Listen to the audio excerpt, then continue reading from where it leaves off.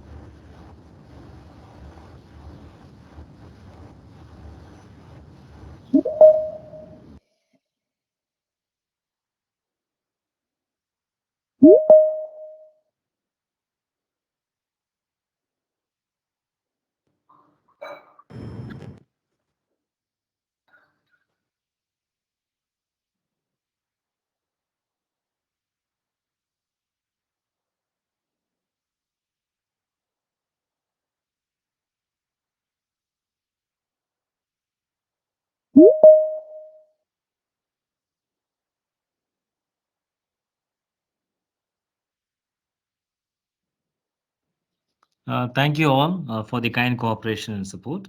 Let's begin the session. We welcome you, each one of you, for the session on employee engagement during COVID-19 times. The sharing of best practices will be from TVS Motor Company. This session has been organized under the aegis of Manufacturing Expert Committee of BCIC. We would like to specially thank Mr. Prakash Ji, Chair of the Expert Committee and Vice President Technical of Toyota Kirloskar Auto Parts, and Dr. S. Devarajan, Mentor of the Expert Committee and Senior Vice President Production Engineering, TVS Motor Company, for curating this session for the benefit of our members. The speaker for today's session are Mr. M. N. Shivprasad, General Manager, Education and Training, TVS Institute of Quality and Leadership, TVS Motor Company Limited. He will be making a presentation on the initiatives on roles and competency-based development. And this will be followed by Mr. V. Kannan, Associate Vice President, TTM, Head TQC from TVS Motor Company Limited, and will share a presentation on employee engagement through QCC in COVID times. The session will be moderated by Dr. S. Devarajan, mentor of the Manufacturing Expert Committee. On behalf of the BCIC, we express our sincere thanks to Mr. M. N. Shivprasad and Mr. V. Kannan for accepting our invitation to address on this important subject. We would also like to thank all the participants for joining today's session. We request all the participants to kindly mute your mic, webcam option. This will enhance and keep the bandwidth strong as well as avoid any disturbance in the background. Please post your questions in the chat box only. The speakers will respond to the question during the session, or you could raise your hand, wherein our speakers will be able to respond to the question. May I now invite Mr. Prakash Ji to set the theme for today's session. Thanking you once again to all of you.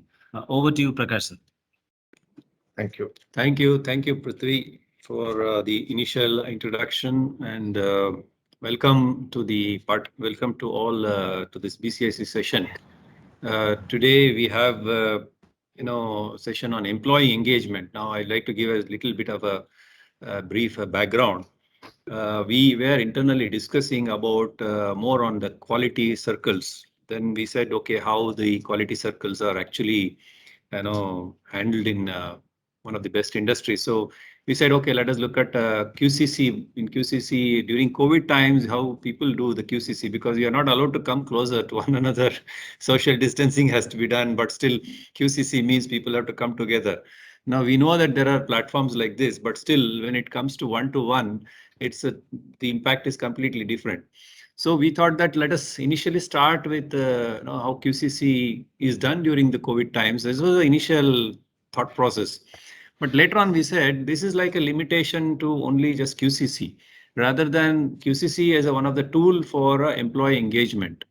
Now, why do we look at an employee engagement is basically the better the employees are engaged, the better they are motivated and better will be the performance, which ultimately contributes to the company's performance and the competitiveness. Now, considering this, I think we reached out to TVS, and thanks to Dr. Devarajan for introducing the very eminent speakers and experienced speakers today. So thank you, Dr. Devarajan, for introducing these gentlemen for BCIC for this employee engagement session. Now, I would like to give a brief background of the first speaker, Mr. Shiva Prasad. He is currently heading the Academy for Functional and Professional Excellence at TVS Institute for Quality and Leadership, which is Corporate University of TVS Motor. So, and he's a mechanical engineer from NIE Mysore with a postgraduate diploma in operations management. He's certified visionary leader for manufacturing.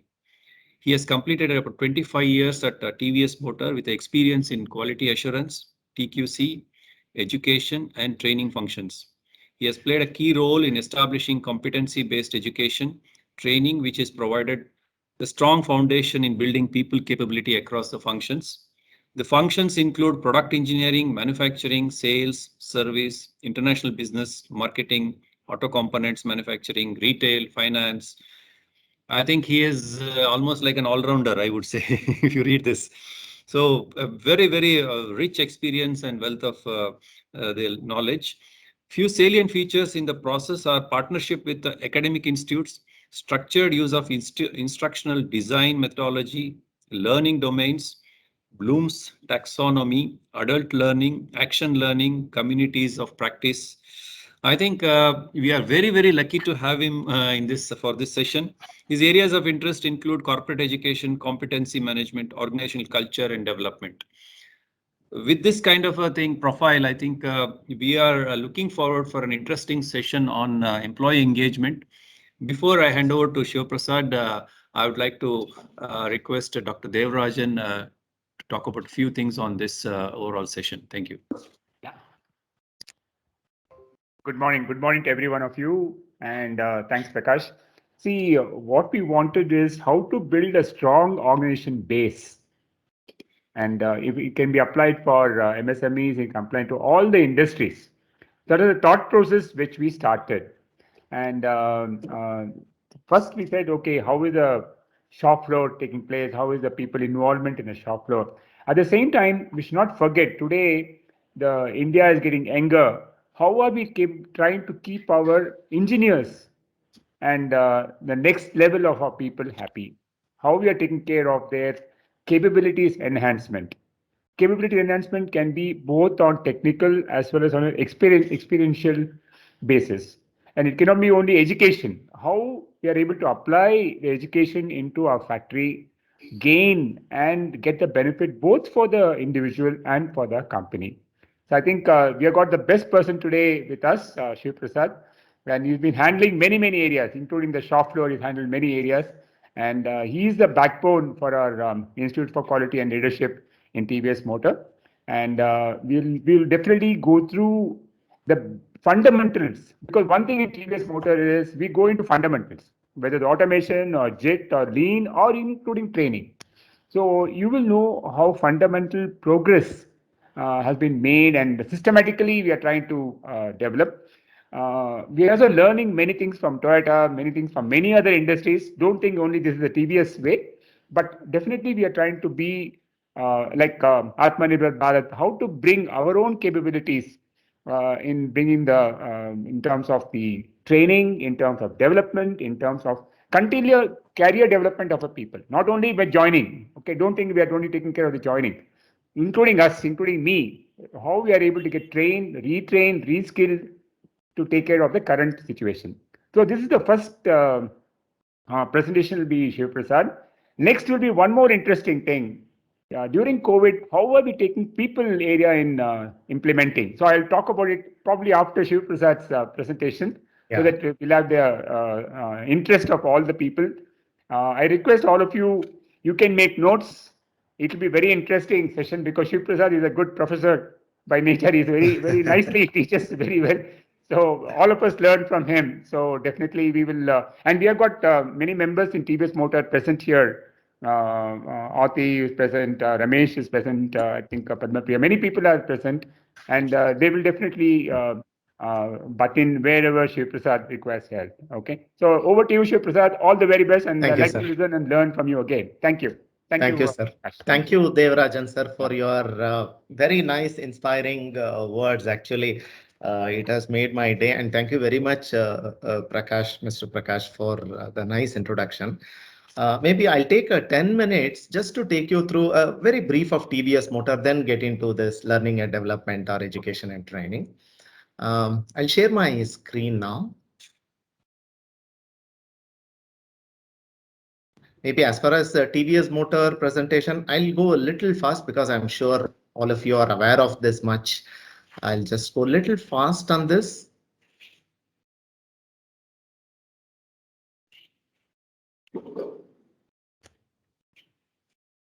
Yeah. So about the TVS Motor Company, a brief introduction of TVS Motor Company. First, the group introduction. So as you know, it is we always take pride in mentioning that ours is a 100-year plus 110-year-old company, and whatever we are, our behaviors is through the heritage of last 100 years. It started in 1911 with bus service. Then launch of network and financial service in 1950, auto components in 1961, two-wheeler manufacturing in 1979. This is the birth of TVS Motor Company, and entered electronics business. And in 2012, now we also have TVS Emerald, a real estate venture, and entered in three-wheeler business in the year 2008. I mean, now and also we have also started establishing overseas manufacturing from 2000 onwards. Going further, so there are the core values of TVS Motor or any TVS Group company, TVS Motor in particular: trust, value, exactness, passion for customer, speed without haste. I mean, these are all the core values that we always see, and further processes are manifested based on these core values. As you see here, TVS Way is embedded into our process. We have also defined TVS Way of thinking. These are all our guiding principles.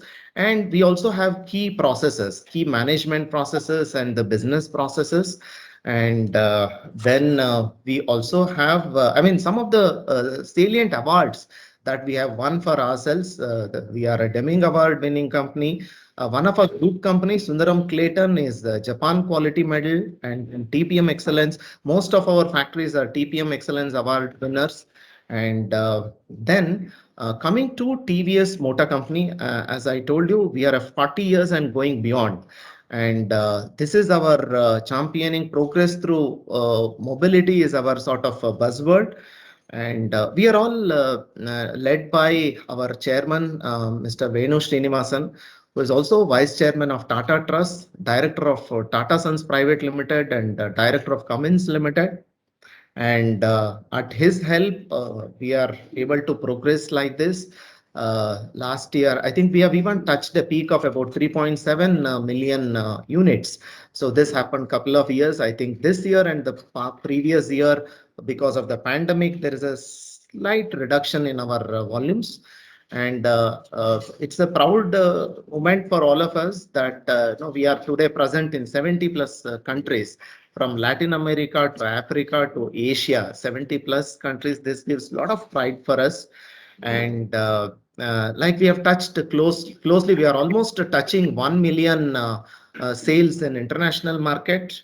And so these are all some of the products that are there in the international market. There is a motorcycle for African markets.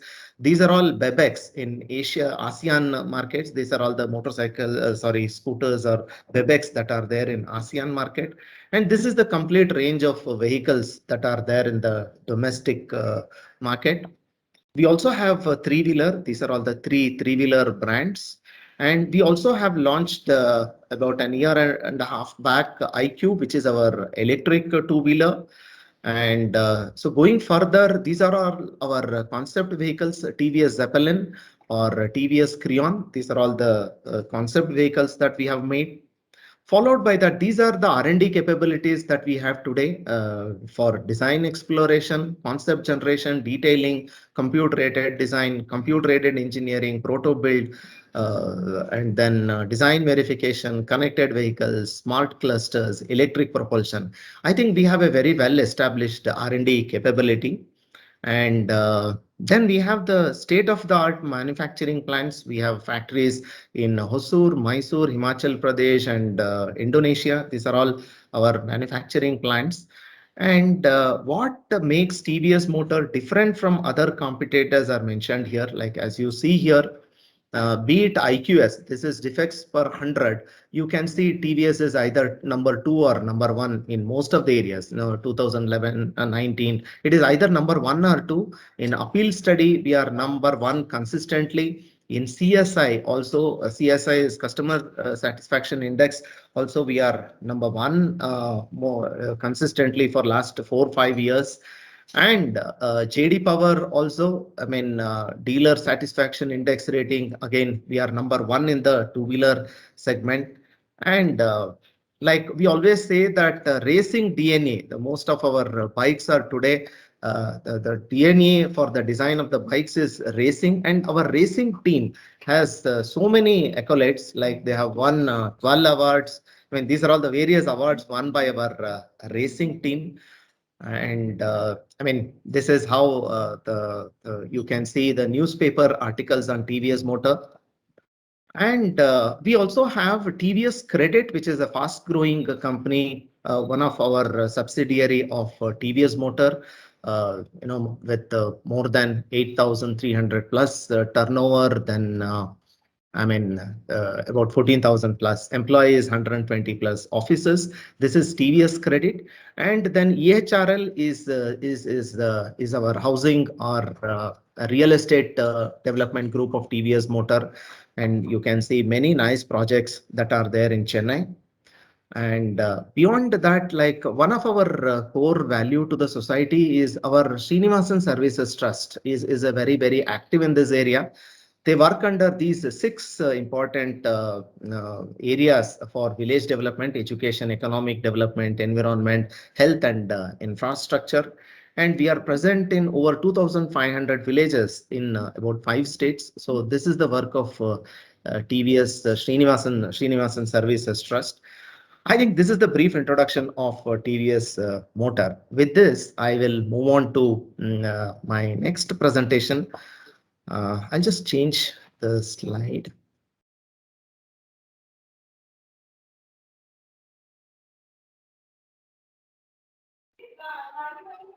Yeah, visible, yeah. Yeah. So as I say, like this is the story I thought, let me share with you my experiences or our experiences, how competency can be an engine for organizational excellence. So that is the story I thought I'll share with you. So here, even before I share the story, this is the summary of last 10 to 12 years of our journey, like where we transformed from a learning center during 2010 to IQL. IQL is Institute for Quality and Leadership, to a corporate university. This is what is 2018 onwards. In the process, some of the key practices that we try to bring in are role and competency based development. And we also have CEP is the collaborative education program. We started this collaborative education program, how to bring role ready talent to our organization. That is what was the theme behind this. And then we have a continuing education program covering critical mass of people. Anyway, all these things I'll be sharing as I go further. And structured skills training for team members in the shop floor. I think that is not part of today's presentation. Going further, this is what we are working towards. Creating cultural capabilities, building process and collective capabilities, supporting the business strategies, and supporting sustainability and CSR. So I thought, let me put the summary first and then start getting into the details. Even before we get into, this is the, according to me, as I have read or as I have studied. So what is the need for competency-based education for global competitiveness by Indian companies? So this is mainly about Indian companies. Here, why we need to have a competency-based education? Why an Indian company should really have this as one of the key agenda? So these are some of the points. See, normally in manufacturing, no, building a strong domain is often ignored. This is my observation. Here, what I mean by domain may be, suppose, domain may be a welding capability, domain may be a painting capability, machining capability, or when it comes to R&D, the analysis capability, structural analysis, simulation. These I call as the strong domain. So, normally in Indian companies, the building strong domain is often ignored. So I have few points also to make here. One is because see, when it comes to building domains, neither the institutes nor the organizations pay importance for building the domains. This is the first observation. Second observation is normally learning happens in a very ad hoc way, very ad hoc. And third thing is learning. So there is a big difference between learning for mastery versus learning for intellectual entertainment. No, there is a big difference. I have many friends who say that I read one book every 15 days, no kind of a thing. So there are so many people. So I'm not telling that is not right, but that is different. So that may be for intellectual entertainment, but learning for mastery is what is really impactful or intentional in an organizational perspective. So only when we build mastery in each of the domains, when we learn keeping that acquiring mastery in mind is always ideal. Next is the mastery requires few important things, continuous learning, because science is continuously evolving, engineering is evolving, technology is evolving. So continuous learning is important. Application of what we learned is also is also important. And reflecting on what we have done is also very important. So it is a sort of a cycle, like learning, then application of learning, then reflecting, and then further learning. So when we get into this loop, you sort of get into an upward spiral. So that is what is another thing. And next is only management roles. So this is a particular problem in India, where only management roles are deemed as lucrative, not technical or domain-oriented roles.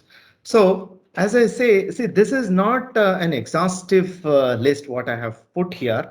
There are several other factors. That too, in particular, some of the challenges faced by manufacturing sector include, see, manufacturing sector, as all of you know, has lost a lot of talent to an IT sector. I mean, this is what we have seen last 20 years.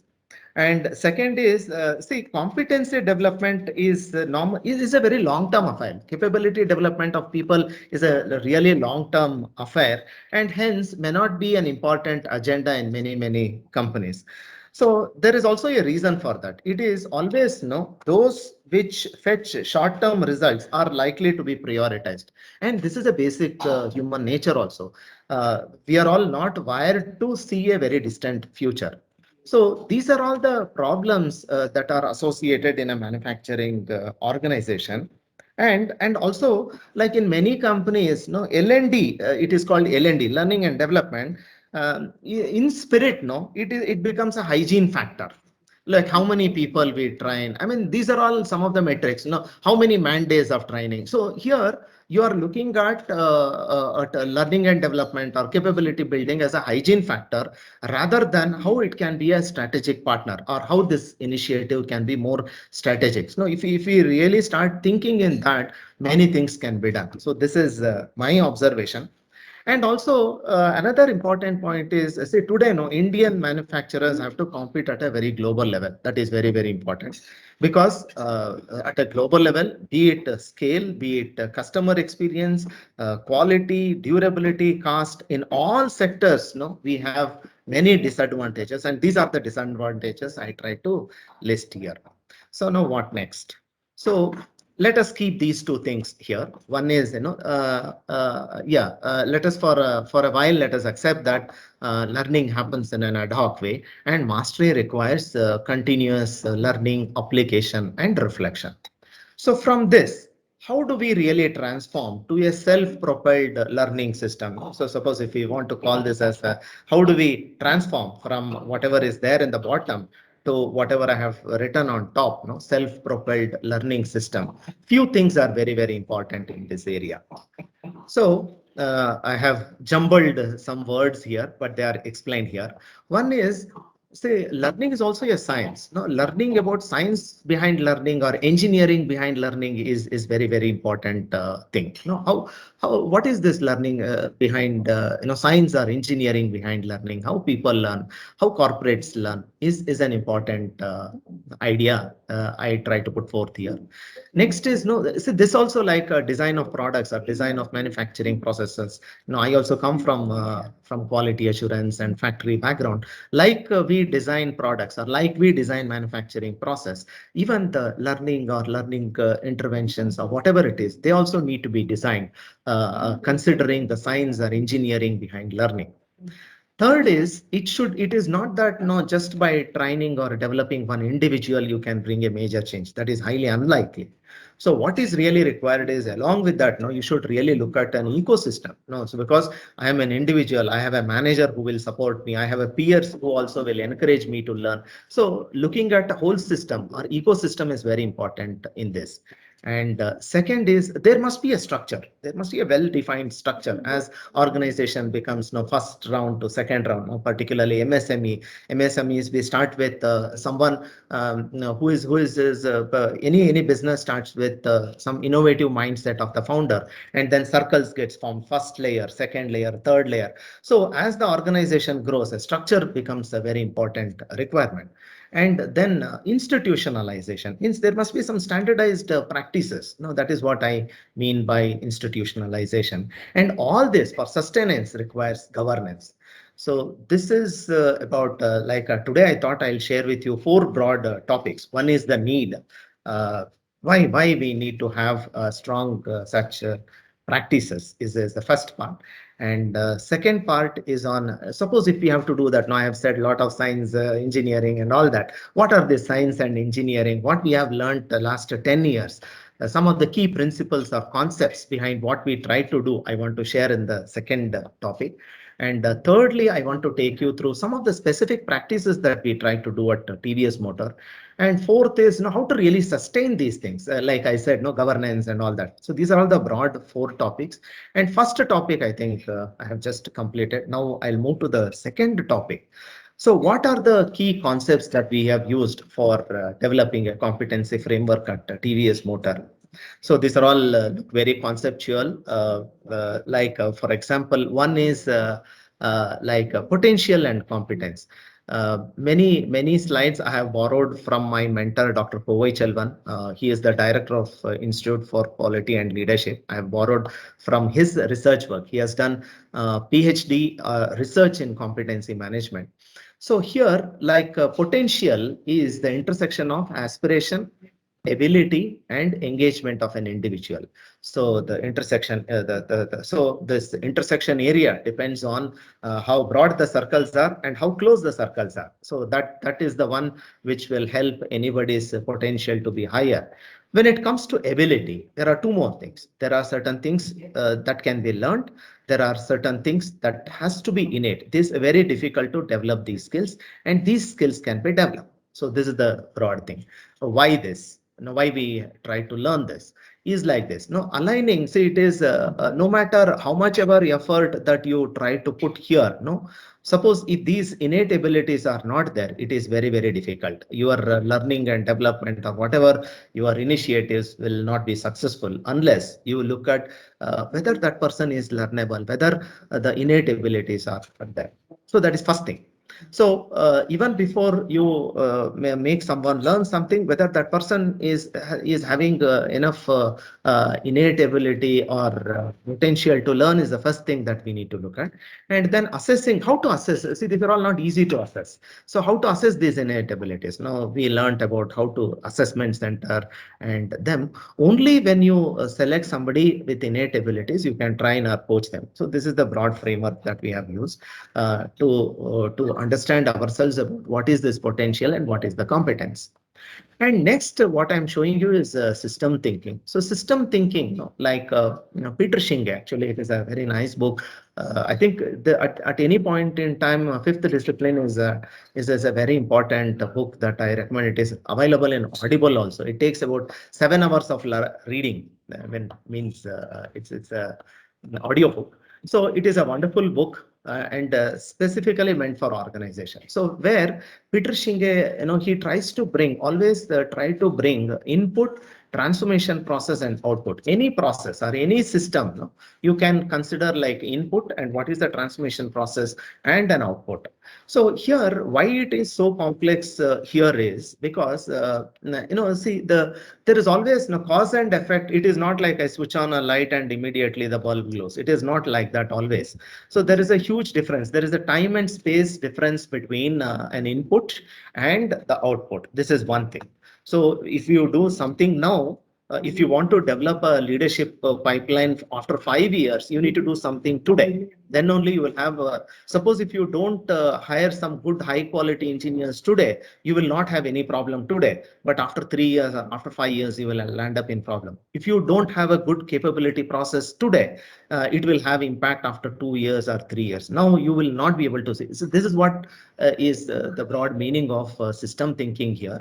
And another thing is here, no, all these causal factors are not linear in nature. So they're all intermixed. There are a lot of interrelationships between the causes. So in fact, he explains very nicely how all these things have to be understood, or how these things have to be really. Peter Shinge is a person. How this complex system can be comprehended. He gives very good examples in this book.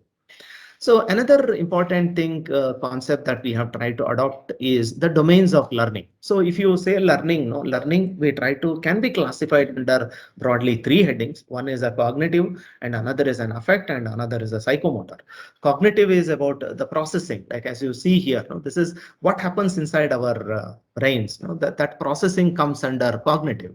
And affect is about how to really influence somebody's attitude, or touch the affect of the individual, and psychomotor. So if you see here how we have used it is, suppose if we are developing a learning program, we try to figure out whether it falls in cognitive, whether it falls in affective, whether it falls in psychomotor. Then we use appropriate taxonomies. So suppose if it is a cognitive, then remember, understand, apply, analyze, evaluate.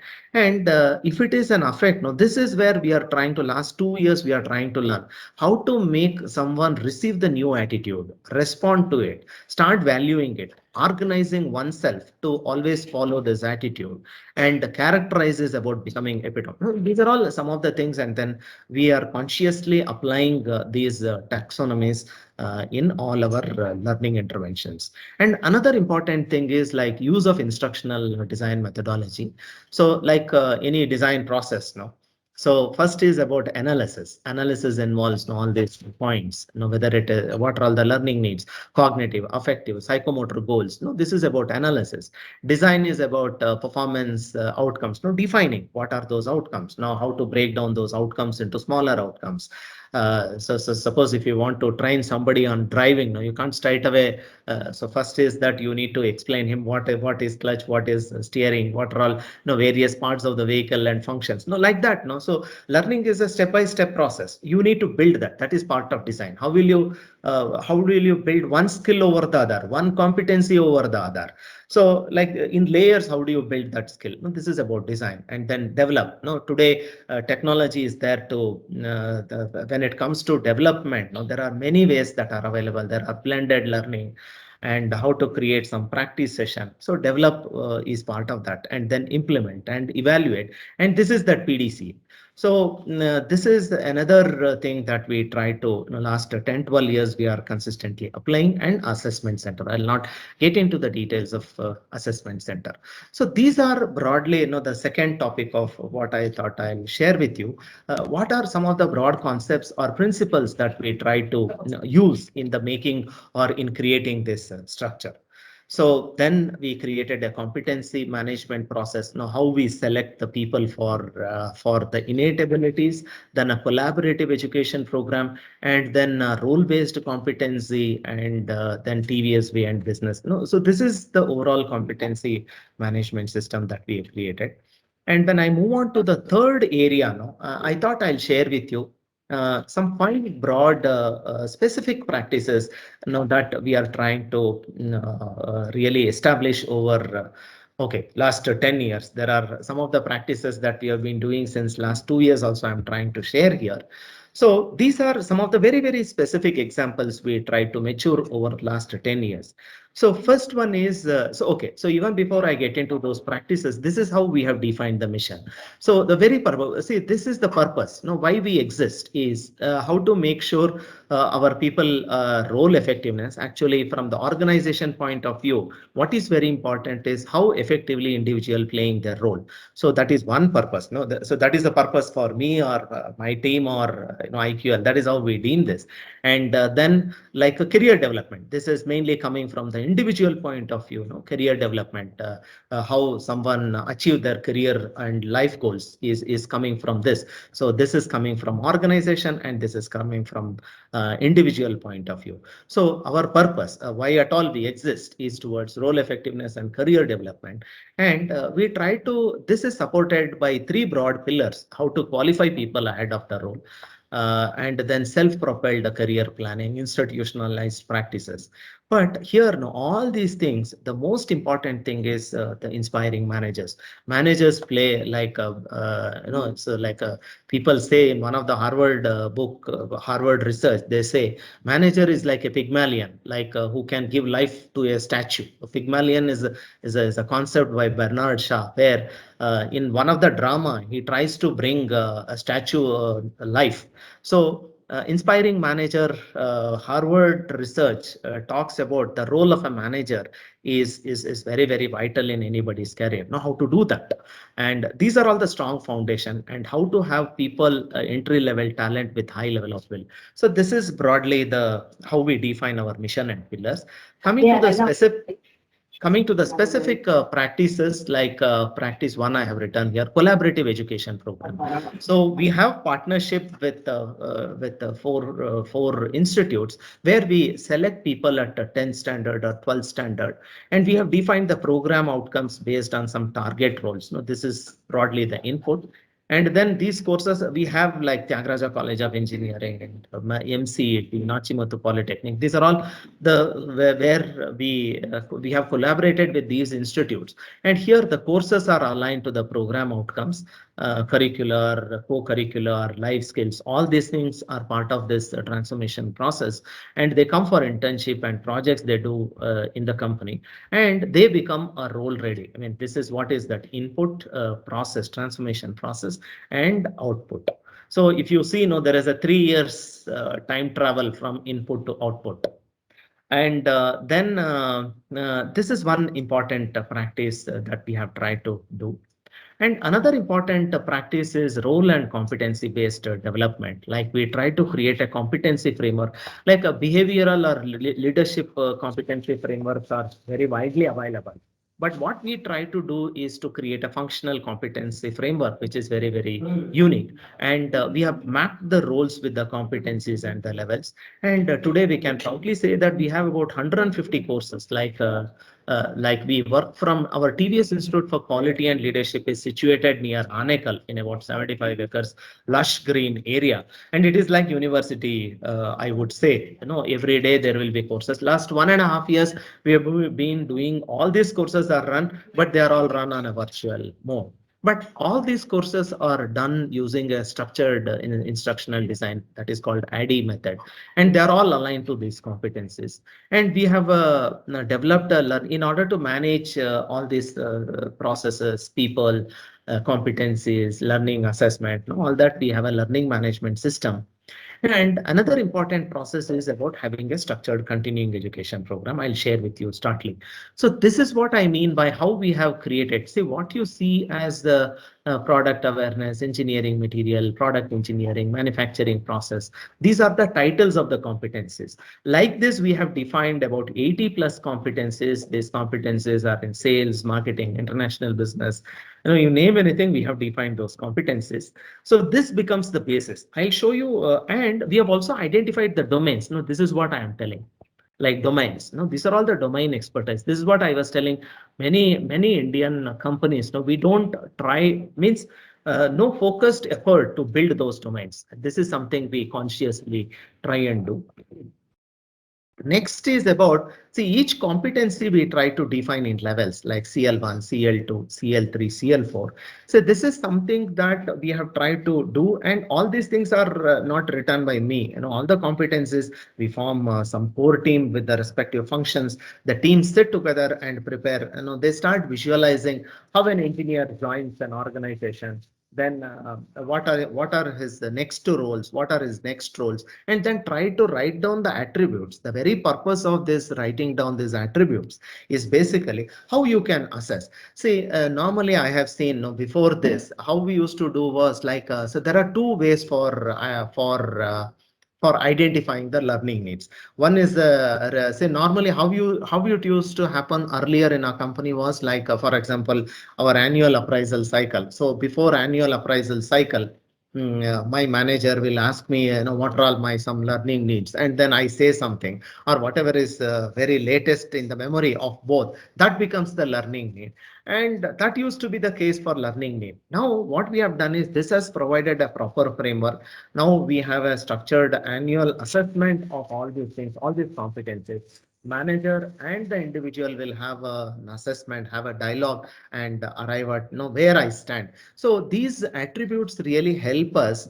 Say during the conversation, say suppose if it is manufacturing processes like this. So during the conversation, manager will look for specific evidences in me, whether I can inspect equipment tools, whether I can conduct trials, like whether I can select most appropriate processes, whether I can evaluate. So manager will look for some of the evidences, and based on that, he will mark either I am CL1 or CL2 or CL3. So that is a kind of marking that is done. So instead of an ad hoc way of identifying learning needs, so this provides a good structure for identifying the learning needs. And with this, see, we have also described there are about 400 plus roles in our organization. For each of the roles, we have also identified, like, if this is the role, these yellow ones are the minimum competencies that are required. So this also we have laid out. And we have also defined like there are 80 plus competencies, 150 courses.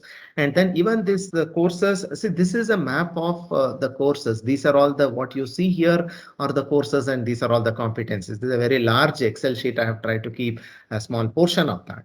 So this is there.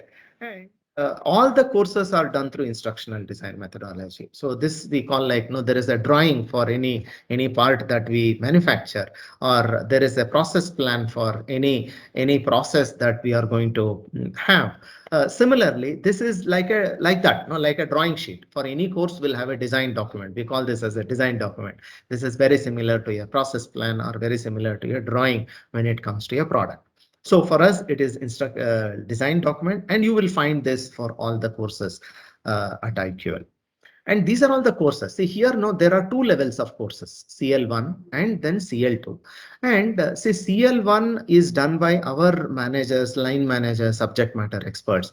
And as far as CL2 is concerned, we have identified one or the other best institute partner for CL2. We have IIT, NITI, Welding Research Institute, Purdue University, WMG. I mean, we have tied up with Warwick Manufacturing. These are the various institutes where we have tied up for developing the CL2 level courses, where CL1 courses are all done by us.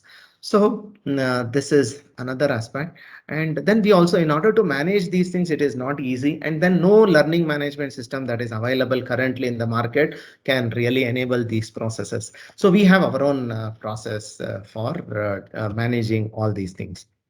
So this is the practice 3 I'm sharing. So the first practice I shared you was a collaborative education program working with institutes, how we take people upfront 10th standard or 12th standard, how we developed them through an institute, through a collaborative program, and then they join us as our already executives or engineers. Second is about how we develop the people who are already there, how we develop through a structured competency framework, then level 1 courses and level 2 courses. And this is the third process what we have. So this is about how we plan the career development process. So there are two things that are coming. One is the business needs that are coming from top, and the individual needs that are coming from bottom.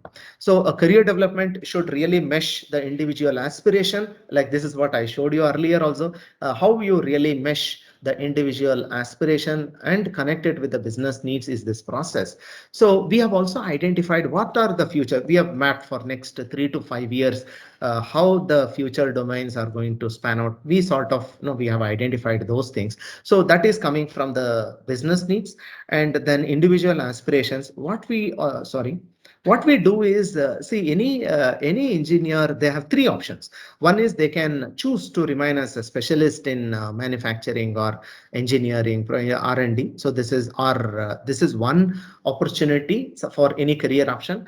Or they want to become general managers in new product development, or in fact, we open it even for sales, service, marketing, or they want to in order fulfillment, means managing factories. This is another area.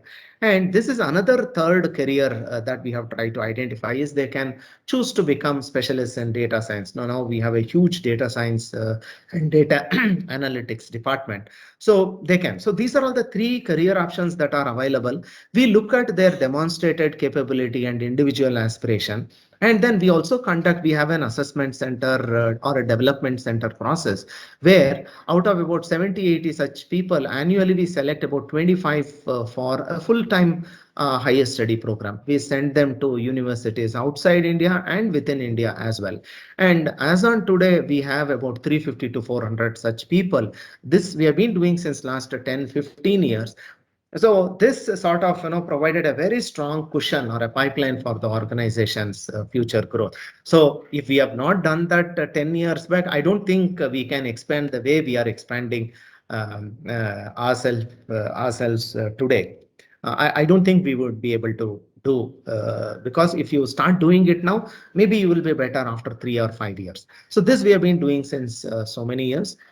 These are all the kind of courses we sponsor, very significant number: Warwick, Cranfield, Southampton, Aachen, Berlin, and NUS. These are all the places we sponsor people. And in India, IIT Chennai, Kharagpur, NITI, and these are all ICT. These are all the places we nominate or sponsor people. And this is another this is something that we have started last 2 years back. This is called community of practice. So broadly, you can define community of practice as it's a group, which are all bound informally. There is no organizational force on them. So this is an informal group. So what really binds them together, the cohesion, the reason for cohesion is the identity with that party. I want to become an expert in reliability. I want to be an expert in operations research. These are all, so it is the common interest that try to bring them together. What they do is they learn, apply, share, and build expertise in that particular area. And having done that, COP can help. COP is community of practice, can help drive strategy. They can solve problem quickly. They don't wear that functional cap also. So this is something that we have been doing since the last 2 years. So if you really ask me what are the purpose of this, is to develop a critical mass of practitioners. What used to happen is unless absence of community, see, like any new tool, it requires the tools also continuously evolve. If you don't have this kind of a setup, the tools will not mature. That is what is our observation and finding also. So towards creating that, having a critical mass of practitioners and identifying them, calling them, hey, look, you are this, is very important, we felt. And we partner with one or the other university or institute of international repute for that. And then we co-create a very high impact. This is one of the key components, how we build a community of practice. And we also establish a strong governance mechanism. See, anything requires a governance mechanism. Otherwise, it will fizzle out after a few years. These are all the broad things. This is something that we have done. I thought of sharing with you. Like now we have a COP for operations research is something that we study in engineering, and it is not really used in the manufacturing. There is a huge potential for using this as a tool. This is something that we have been using. We have created a community of practice in operations research. As you can see, they have already done 50+ projects. Huge savings from these projects, and these are all called action learning projects. We have created a community for reliability engineering. So then they have also done, there is a huge saving from this reliability engineering projects also. We've also created a TRIZ as a community.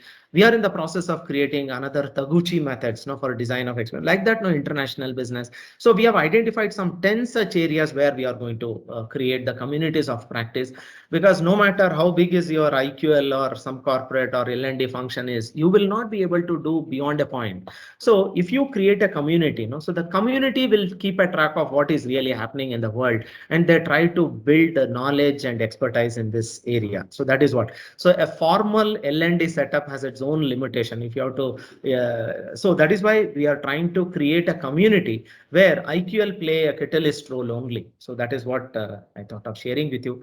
Another thing is we also have a global internship. See, this is like something that we have global internship projects from Purdue every year. And we have global internship projects with NUS, NTU, and SUTD. These are all institutes from Singapore. So here what happens is, so you have global intern students who are available.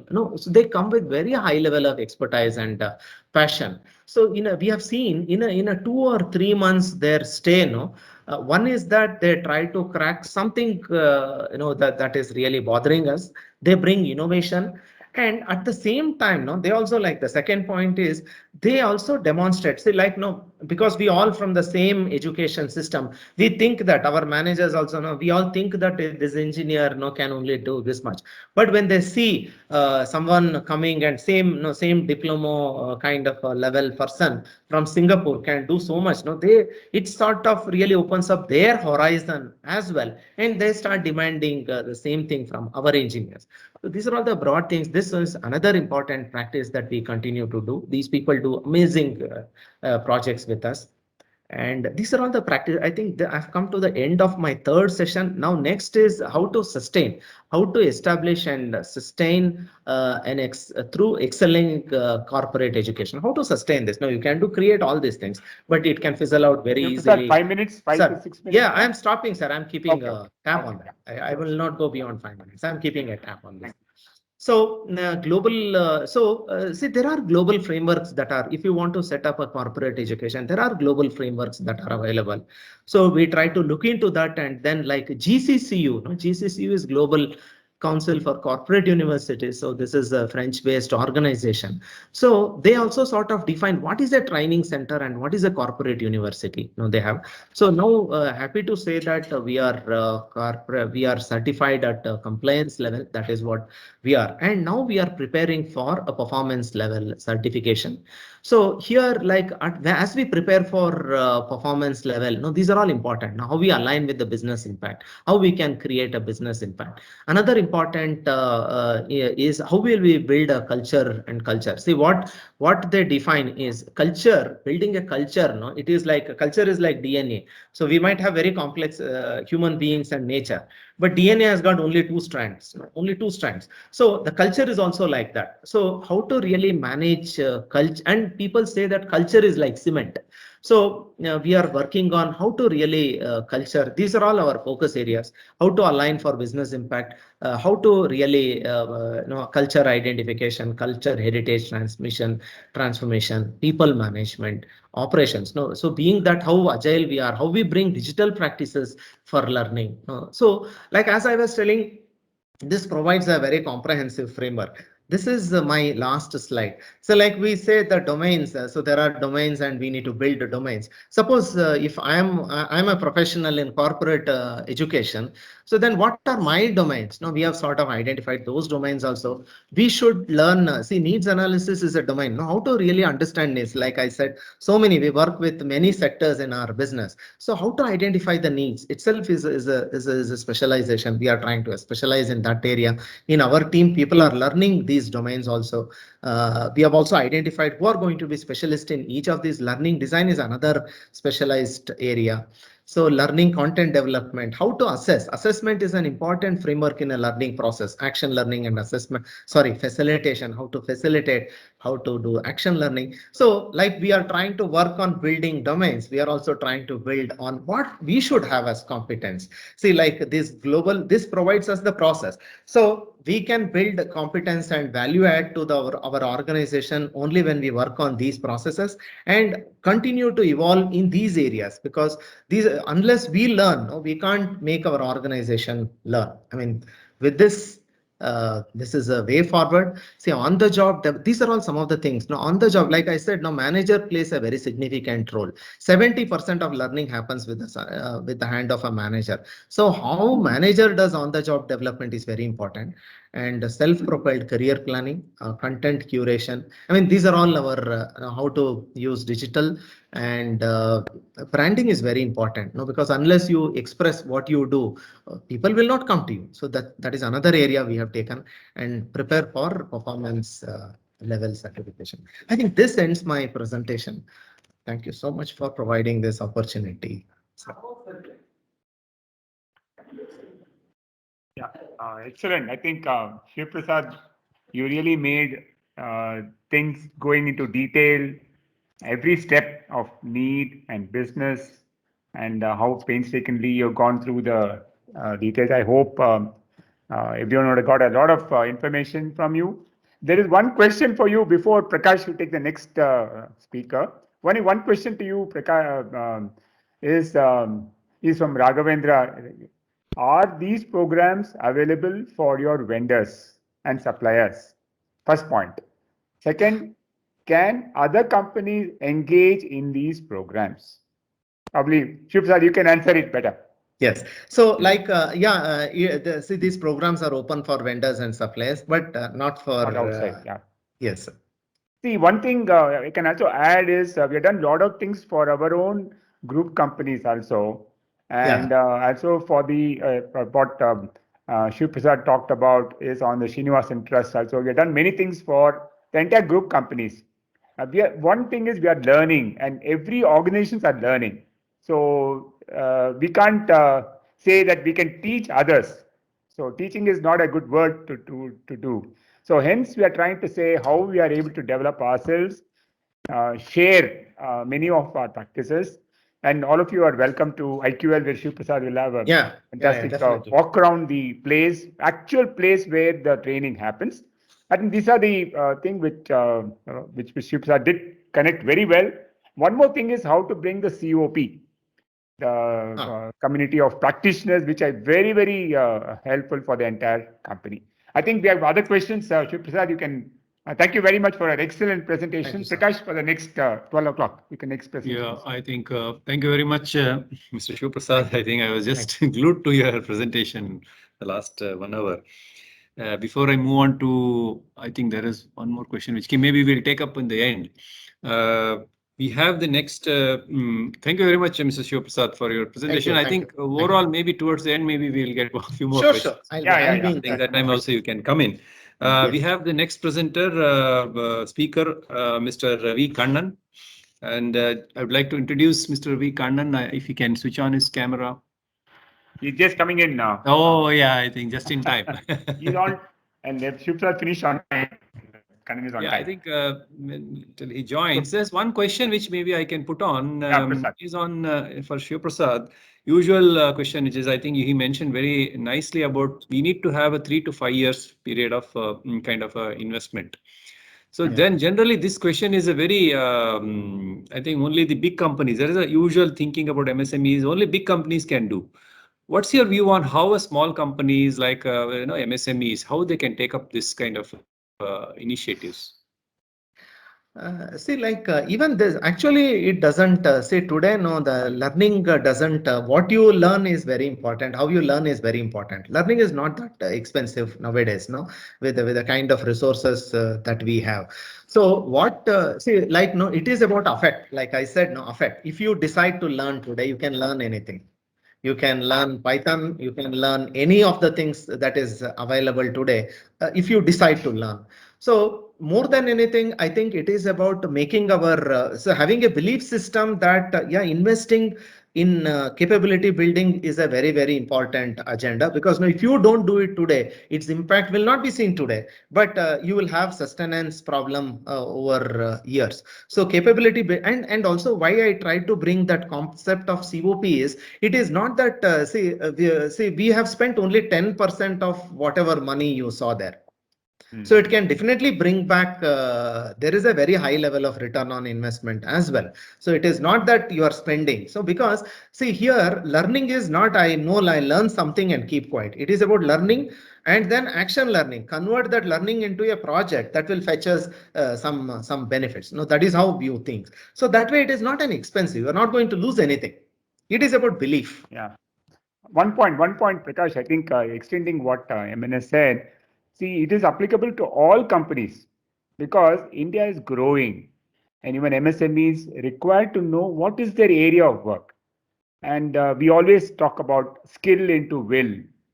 How we can develop the skill of the person, but there should be a will of the founder also to take it forward.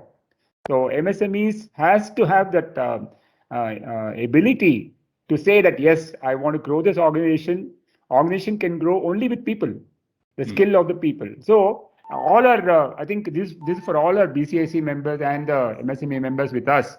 See, don't think that this is applicable only for Toyota or TVS or the companies. It's applicable to all of us as a company because all of us want to grow in the entire area we are in business. So you start on type of skill development of people immediately. This will give you a result over a period of time. The skill can be from the operator angle, from the engineer's angle, and our own development of people. Even the directors of the MSMEs should go to the next skill level.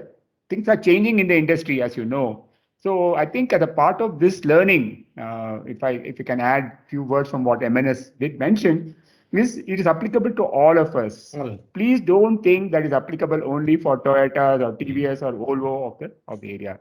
So, okay. And the one more thing is probably the BCAC members can share their opinion, their area of work into a manufacturing committee, how they can take it up for development of their own team members.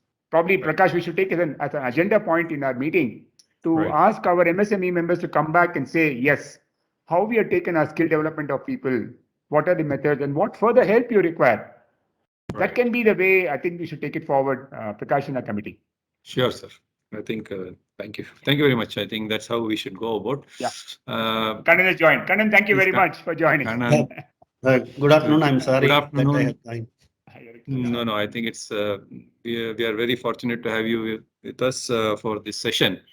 So before I hand over to Mr. Kannan for his presentation, I would like to just introduce him to all the participants.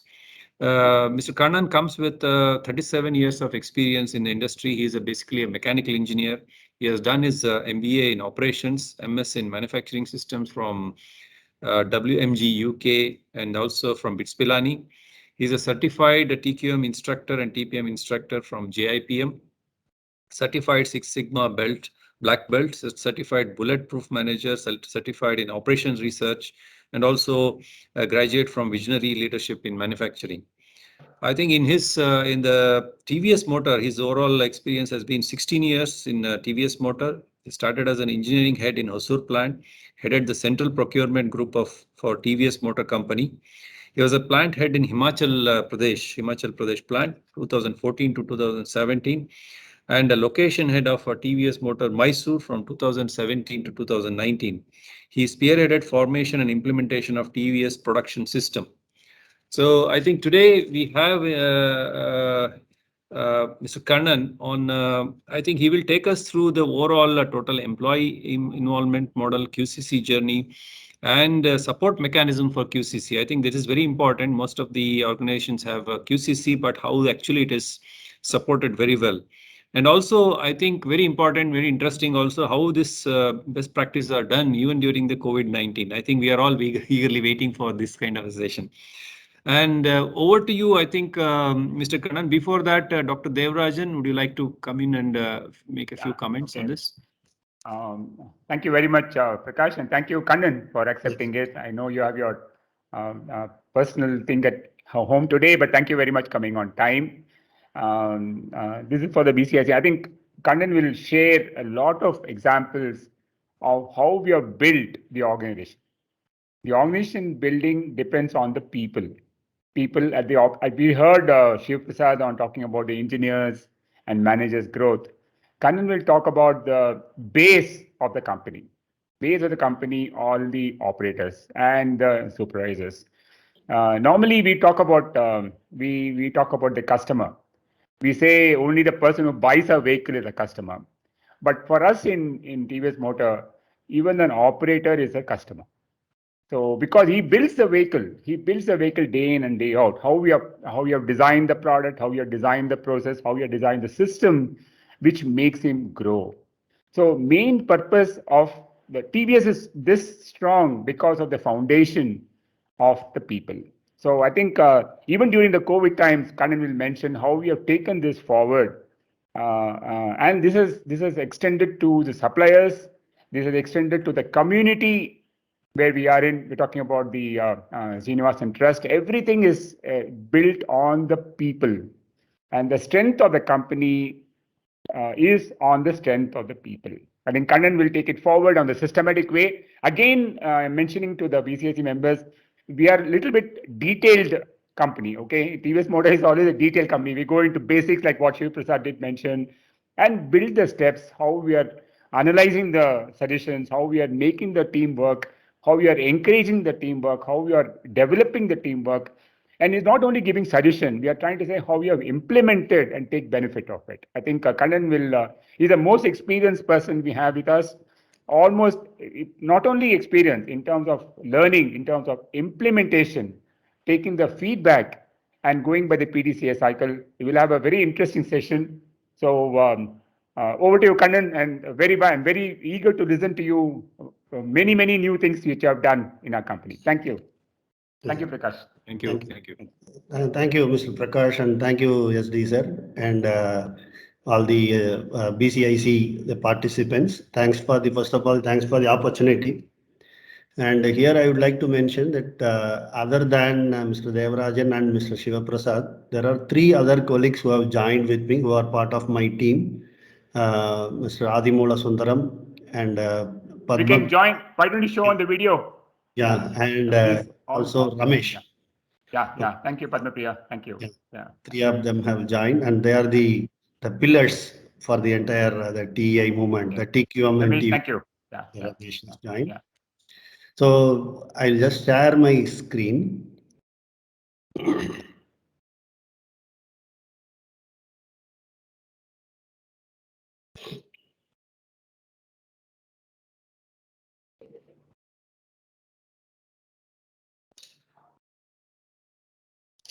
Yeah, I hope the screen is visible. Very clear. Very clear. Yeah. Voice is clear. Good afternoon once again. I'll take you through the journey of the TEI movement, and also how did we manage to leverage the so-called problem, which is a COVID, how we leveraged as an opportunity. I'll take you through that. And this will be the content of my presentation. The company introduction already, since Shiva Prasad has covered, I will quickly skip those slides. I will directly go to the item number 2. Okay, all these points have already been covered.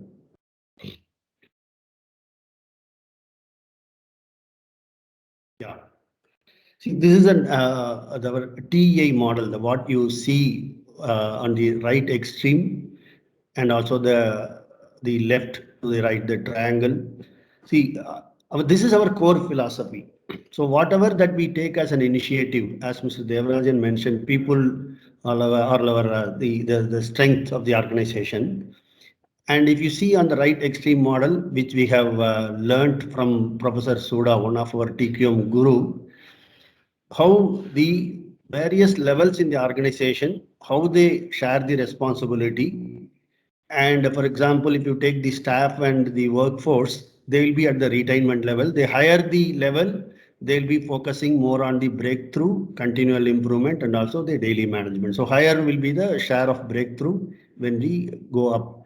And also if you see the TEI model, TQM is our overall under that umbrella. We have JIT, TPM, and safety and environment all together. We will also will be driving across the company, and TEI being the core. Today, I'll be touching upon mainly on the QCC. If you see on the top left, the TIAN, which is gray highlighted, and SIT-CFT, which is gray highlighted. I'm not going to touch upon that today. So let me mainly focus on the QCC, which is the purpose of this today's the initiative. If you see, this is our journey from 1990 to 2019 onwards, how we traveled throughout our journey. If you see, initially it was focused mainly on the number of projects, and then we moved to the participation, and then we moved to the active participation. If you see active participation, how the people get involved into continuously getting engaged into various projects. Then the focus came on to the cost saving. If you see, this is the standardization phase where we made sure that it helped us in terms of the cost savings and also the business results. And also in 2011 to 18, completely we were able to align to the business of the entire the group. And you see, we were able to, this is the MPCP of each of the functions. So anything that the team takes, it will be completely aligned to the MPCP targets of the unit or the plant. And the green highlighted is the one where we are in today, where team implementation, and we started also participating in various external events. While we were participating throughout our journey, our focus had come in to have more and more participation. And very importantly, we were able to align to the policy of the company, the policy management of the company, and also the lot of digitalization initiatives we started taking during this phase. This is our QCC journey. I thought it would be more appropriate to share now so that the way forward we'll be able to understand much clearly.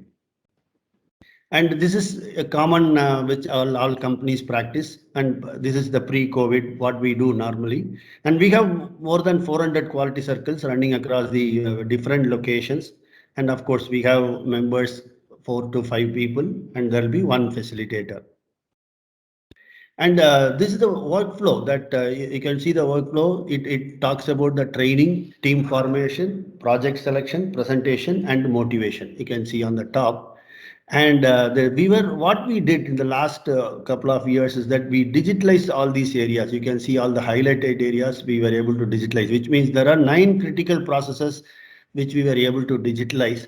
And the whole workflow is made completely the transparent, and it is system driven, and we are able to take it further forward. And now I'd like to touch upon the support mechanism for the how we take through in the quality circles. And this is a support mechanism which, as you can see, it starts with the TEA coordinators, which it is daily, it is happening. Then the unit managers will have a review as in the weekly, and plant managers the fortnightly, and the director and CEO in the monthly, and even chairman and the joint managing director come and motivate all the people in the annual our Founders Day. And the entire support and guidance along with the motivation through various rewards and recognition is the pillar which has been driving all our QCC activities. And this is primarily the organization structure. How TEA structure, that is our TEA structure, how it has been dovetailed with our organization structure is shown here. If you see here the entire structure, which is the section level, there are coordinators in each of the units, which we call as whether it is a production unit or a service unit, we have got coordinators, and which they will be completely driving the QCC and TEA activities across the functions. As you can see, operations or QED or PAD, PED or R&D, everywhere the coordinators will be completely dovetailing with the current organization structure. And now moving over to the challenges that we have been facing, because as all of us have been experiencing, COVID has been a very biggest challenge in our the business. And we were wondering how to move forward, because while making significant progress in the TEA over many, many years, we thought we never wanted to give up that momentum. So being our pillar and the backbone of our business. And some of the challenges, these are all things which are faced by every company and every walk of life that we have been facing, whether being it social distancing or adherence to touch point, or even the double masking. because one of the things that what we were able to see is that TEI, primarily when we talk about people, it is about people being together and being physically together. And then as the closer the better. That was the understanding all these days. And that is why if you see in the first slide, whatever I was shown, people sit together in the canteen and they will start discussing about the projects on a weekly basis. So they are given exclusive time. And during this, when we started experiencing the challenges with regards to the COVID, we had new set of challenges which we had to identify certain innovative means to tide over.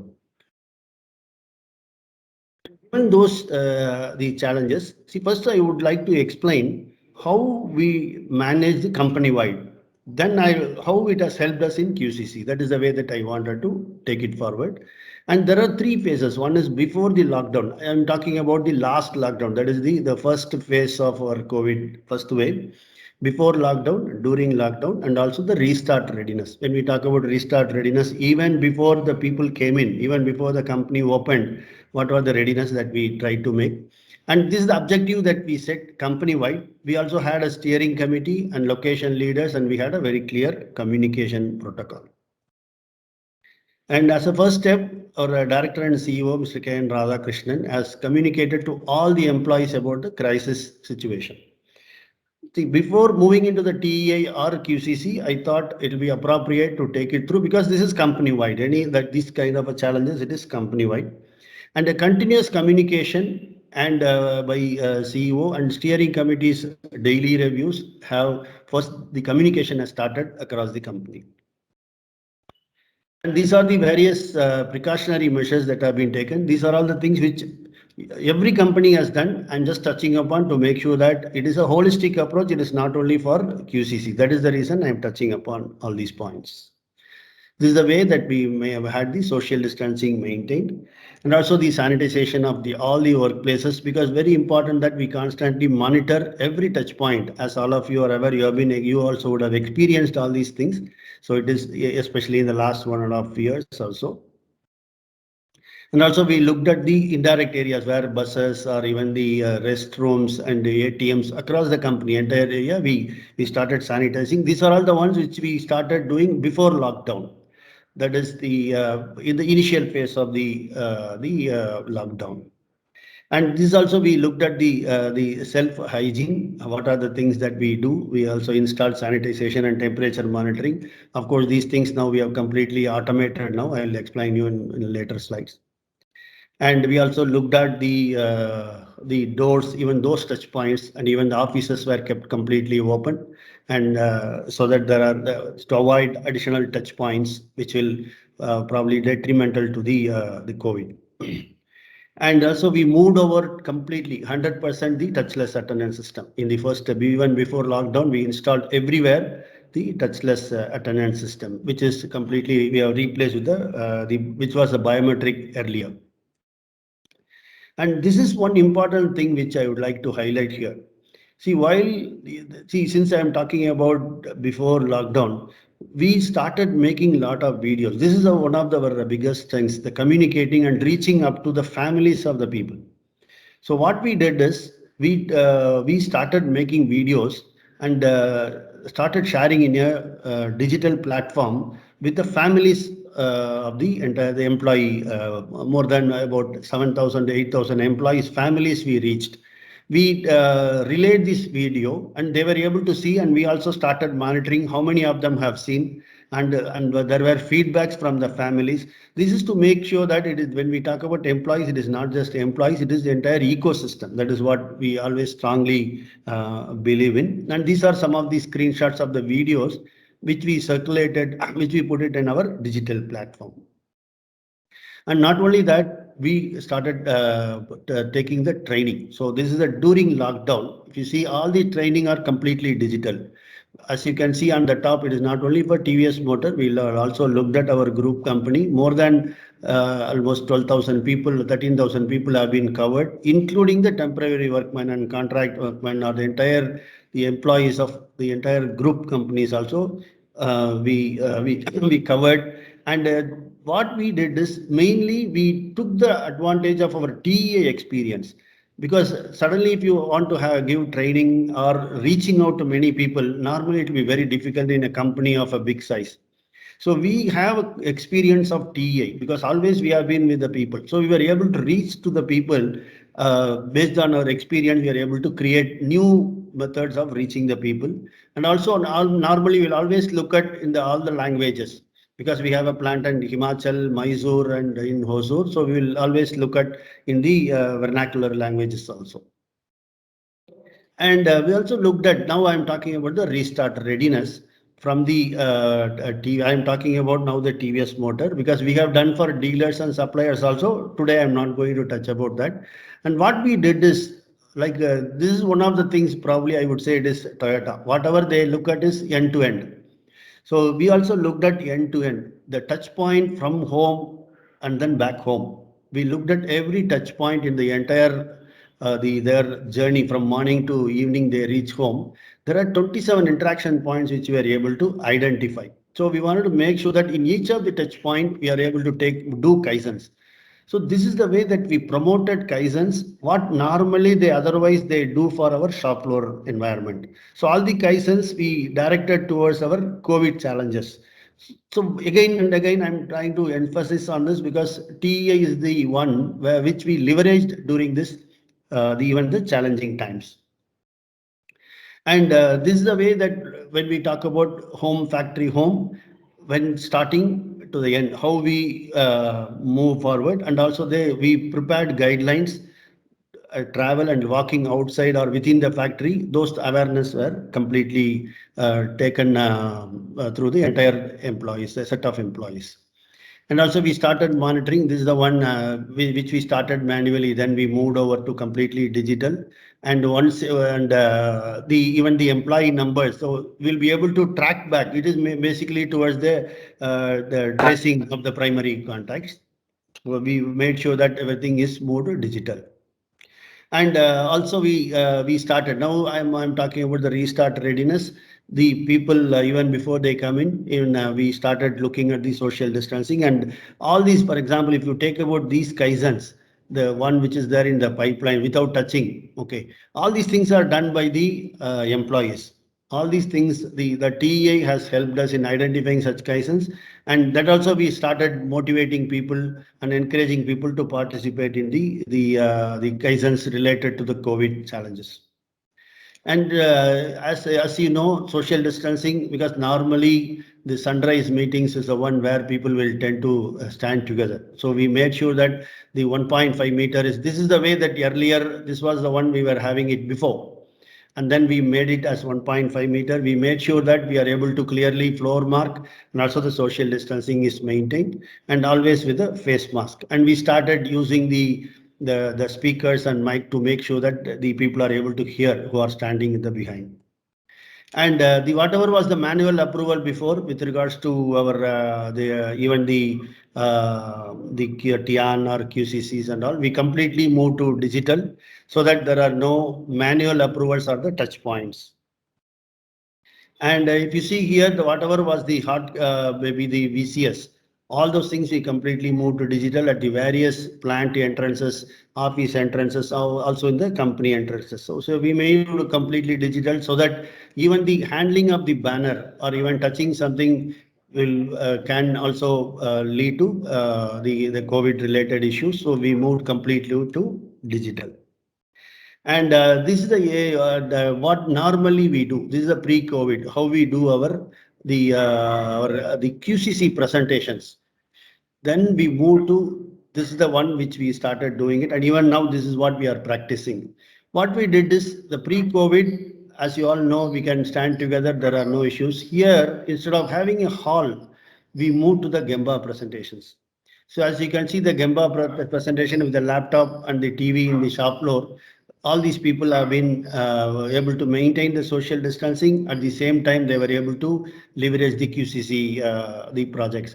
And when we had initially, we were also wondering how to do all these things. And once we started involving the employees to identify new Kaizens, they were able to bring about all these new way of working.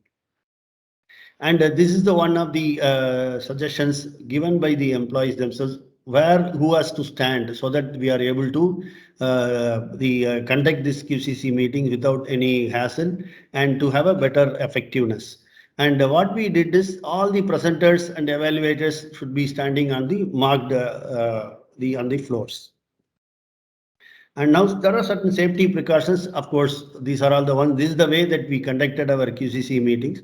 And of course, sanitizer and in the marked area standing. And very importantly, what we said is that the members and facilitators should have taken at least one vaccine, that is the first dose.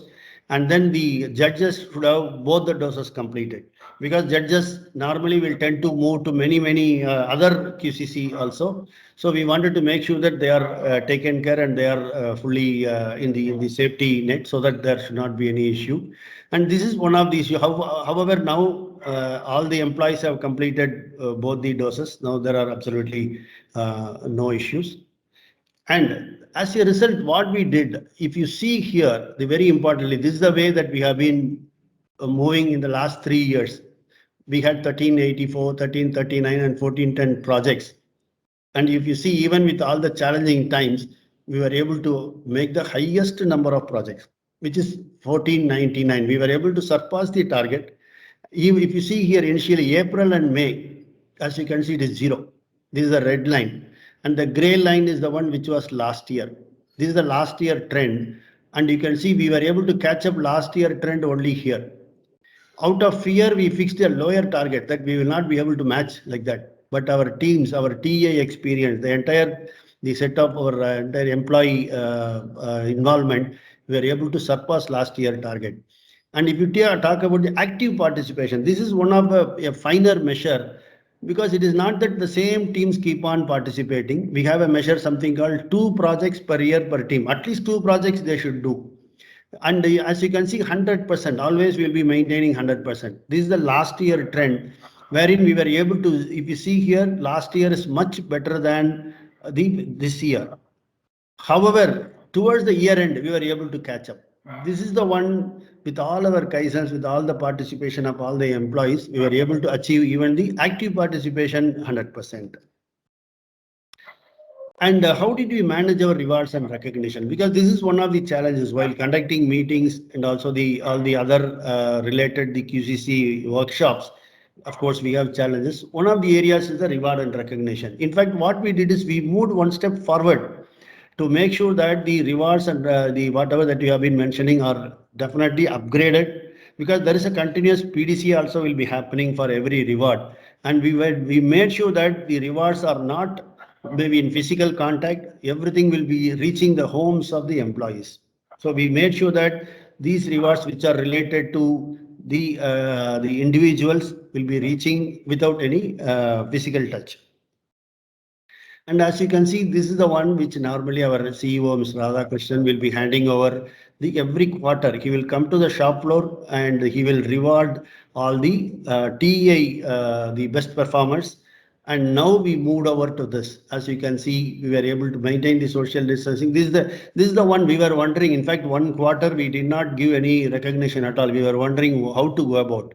Then we moved to these kind of Kaizens, which were completely owned by the employees. These are all the ones which are completely designed, and they have made everything to make sure that the QCC or the TA movement is continuously maintained. And these are all the virtual QCC. See, now then we moved to completely the digital, even the meetings, I will explain about home Kaizen after a few slides. See, what we did is, these are all the awards that we won even during the COVID times, because there are a lot of virtual meetings. All our employees started participating the TEI, the virtual meetings. And probably I would say the 2020 was the highest number of awards that we have won, even during the challenging times. And this is another area where we had been focusing for several years, which I have showed in my journey also. Our trainees, who are our temporary workmen, who have been working along with our employees. And if you see here, this is the highest level of participation during the current year. When we had more challenges, and as normally it is said that when the going gets tough, the tough gets going. So we really moved forward with all our grit and determination, and we were able to achieve highest level of trainees participation. That also we moved forward. And now I'm going to touch upon another important topic, which of course I thought it will be appropriate here for the BCIC also. And this is home Kaizen. Maybe some of you would have heard, and if it is something, this is something that new, which we have been practicing, I would say last to 5 years, 5 to 6 years, which we have been practicing.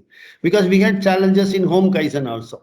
See, home Kaizen is nothing but it is the family, along with the families, because whatever our employees learn in the organization, how they deploy such Kaizens in their family environment. So this is one thing which always we have been talking about, which we have been making always 5 to 6 years we have been practicing. And when chairman comes during the Founders Day, or our JMD comes during the Founders Day, the families who are the top category in terms of the best Kaizens, in terms of best community which they were able to contribute.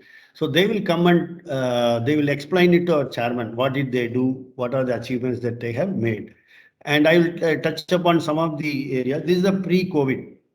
This is the way we will call all the families, and we will also give them, this is home Kaizen family workshop. So our finance head will go and talk to them how to manage the family in terms of within the budget. And maybe a shop floor manager will go and explain how to maintain how to maintain like TPM learnings, so that they will be able to understand what are the Kaizens that they can do. For example, including the waste elimination, or how to do the recycling of some other things, how to save power. So those kind of things, what we have done in company, that we explain to the families of the employees. Now, from this level, we moved completely to through Zoom meetings, and we did not miss even one schedule also, barring the April and May. We were able to completely catch up in the home Kaizens, the workshops also. And as a result, you can see here what was 177, 203, and 220 families which they were participating year after year. This year we were able to move to 250. So as you can see, we were able to continuously engage the people, and we were able to move forward. And these are some of the Kaizens implemented at home and also in their community, including the COVID-19. So this is the way that we leverage. If you see the community at Hosur, we were able to significantly contribute through our employees and their families, so that the Kaizens, whatever we have done in the company, have already been deployed to the many of the communities. As a result, the number of Kaizens, what has happened, whatever implemented in the family front, which was 90 during last year, and this is the most challenging period, we were able to do 105. Almost 250 families participated. The why I'm emphasizing is that whatever was a challenge which we felt, whatever was a problem, our entire employee fraternity were able to take that an opportunity and doing the best of the last several years. That is what we were able to see. And these are the rewards and recognition which we never missed even one reward also during the current year, barring that April and May. During the period, we were actually trying to understand how to make these things happen through our employee participation. All the awards have been delivered to the homes of the family. And even though families were not able to physically come, we were always be in touch with them to make sure that the engagement is continuous. And this ends my presentation.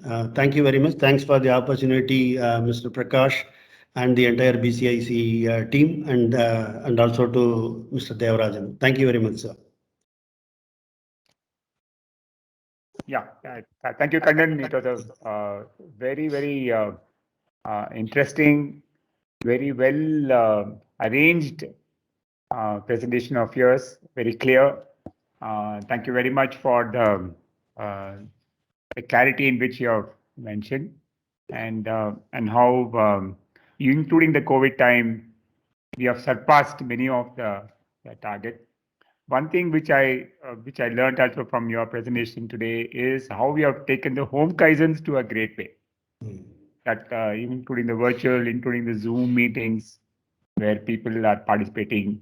See, when the family is fully involved, you can ensure that the people will participate much more than they were participating earlier. I think there's a fantastic point which you had mentioned. There are a few points which has come to Kannan first. from Ashok. I think he has said, good morning. For top and middle management positions, only homegrown people or lateral entry also encouraged. History. Can you tell us something about this, Kanan? Yeah, see, we firmly believe that we should have a mix of everything. It is not that we don't specify that is homegrown. For example, I am lateral entry. You can, so I have come from another company. So, and as you can see, my involvement towards whatever that we have been doing, I'm there with TVS for 16 years. So, to answer to your point, there is no such thing called homegrown. We need skill and will, as Mr. Devarajan mentioned. As long as the skill and will are going together, and especially the will, so there is a sky is the limit. Absolutely. Very correct. I think, Kanan, one more point I think probably I'd like to add is how we have taken this along with the suppliers, because many of our BCIC members, Kanan, are MSMEs who are also supplier for us and want to become supplier for us. So can you briefly tell how this type of presentation, is it been done by the supplier at our area? How you are encouraging this at supplier end? So if you can briefly tell, it'd be good. Yes. See, I'd like to give my response in two ways. One is what we have done so far. Another one is what is in store, what that we are planning to do. In the recently we kicked off certain the task forces company wide.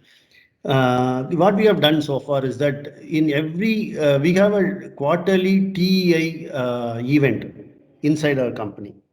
Okay, up to the COVID times, what we do is that we will involve suppliers also.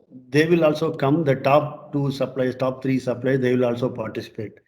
They will also be able to witness whatever that we have been doing. As a result, I would say about maybe 10 to 15 good suppliers, they were able to pick up some of these points and they were able to implement. And there are some suppliers, they will ask for specific help and they will reach out to our TQC.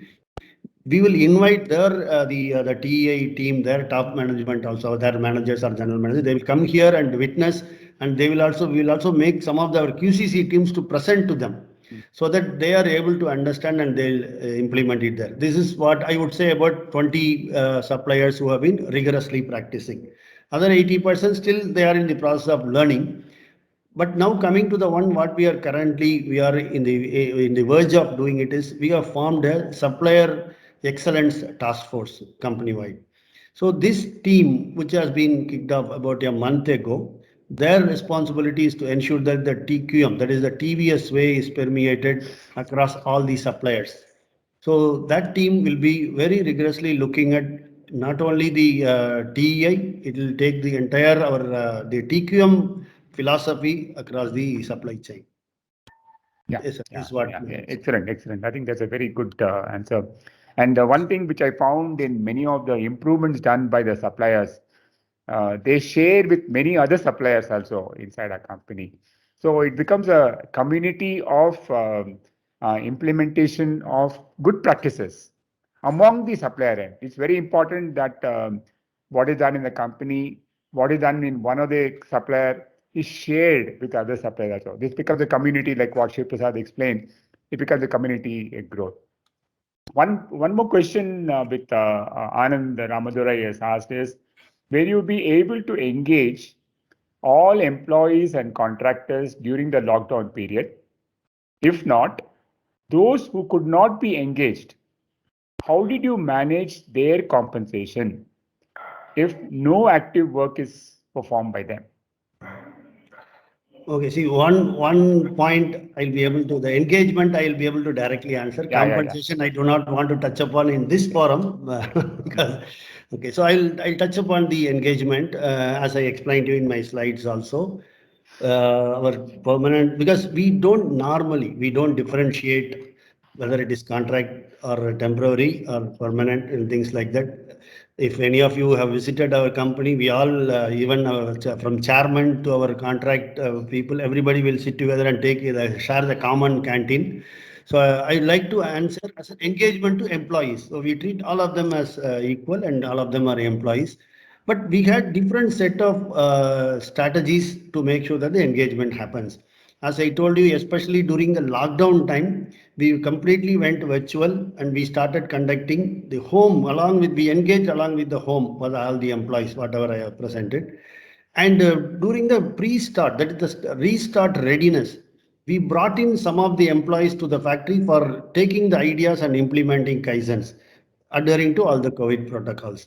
And then once they started, then everything fell into places like whatever that I have explained. Yes, initially, as I said, the April and March was that we did not have a clue of how to go about because there were a lot of challenges. And then we took that and we were able to step up as we went along. This is my response. Super. Yeah. I think very correct. I think there are many members in BCIC from Toyota and Volvo in the meeting today. I'd like to mention to them also is we have learned a lot of things from Toyota, a lot of things from Volvo. We share, we discuss. That's the way TVS has grown over the period of time. And many of the people have visited our company, and many of you MSMEs and the other BCIC members are all our customers. All of you have our vehicle. I think many of you have shared with me the performance of the vehicle also. So I think in a broader concept, we also encourage you also to visit our company. So we can also share what we are doing in probably for a particular period of time. Maybe after the COVID gets a little better, we can always, because there's a lot of questions to me whether they can visit our company. Probably after some period of time, definitely we can encourage and share. One question to Prasad, Ashik Prasad is, Yes, sir. is Yes, sir. again by Raghavendra, who mentioned, is it applicable only for internal or available to suppliers and vendors? You answered that question. That is applicable to suppliers and vendors too. There's one question is if you're talking about Atmanirbhar Bharat, if other company managers and employees are trained in your center, then only you'll become Atmanirbhar. Your views. Yeah, I fully agree with you what you said, but at this point in time now we have a huge fraternity like TVS Motor, suppliers, dealers is very big. I think it is about having our own bandwidth to really do that. So while I agree with you, it is important, but at this point in time, because that itself is very huge, the dealer fraternity or the supplier fraternity, our group companies and our company. At this point in time, it would be very difficult. But any sharing best practices, or if you want to come in, that's fine. I mean, it's not a problem. I think that's a good point. I think one thing with TVS Motor is we are a learning organization. So we don't take the thing that we can teach anyone, because teaching is not a good word to be used. We always, any engineer in our company, any manager in a company will always mention that they are learning new things every time. So that's the main thing. The motivation of people is on the learning methodology. So a lot of, because they're able to put things into actual action, what they've learned. So that's the main theme in our company. I think that's the way I think Shiv Prasad and Kannan explained very clearly in our journey is only a continuous journey. It is not a end at all. It's a continuous journey of learning, continuous journey of improvement, continuous journey of interaction. And all this is for a business purpose. Definitely the company has to grow. Like what Shiv Prasad mentioned about the awards recognition, is only saying that we are recognized, that we have reached one step. But you have to go still further. India is definitely growing and is a very competitive field also. See, whatever two-wheeler we are in and four-wheeler people are in, very competitive field. So we have to know, we have to be agile in our own area. And agility comes only by continuous learning. So that's our major, what I call background of our entire work which you're trying to do. And everything, things changes. You may be the best today, but tomorrow you may not be the best unless you are continuously upskilling yourself, reskilling yourself. That's the way I think I take it to all the members in BCIC, that every area, including supplier to us, including to our own peers, And we are in the same journey. I know every one of us has got affected by the COVID. That's why Kannan mentioned about how we are able to take the opportunity and see how we can encourage people, including in the COVID times. So it's a continuous journey. I think I thank very much Kannan and Shiv Prasad for So excellent. there is one Clear. point, sir, Yeah. Dr. Okay, Devarajan. yeah, Prakash, you can talk about any question. No, from your there side. is somebody has raised a hand, Mr. Ramesh. Oh, sure, please. Yeah. We can I didn't ask see him that. so we can ask him to Can open, you show the video and please, Ramesh, can you unmute and speak. unmute and talk, please? Ramesh? I don't see the chat here, but that's why. Yeah, I can see only his Yes, raise the hand. And yeah, Ramesh, you can call. You can. Yeah, I think he's come. Yes. Yeah. Ramesh, your voice is not clear.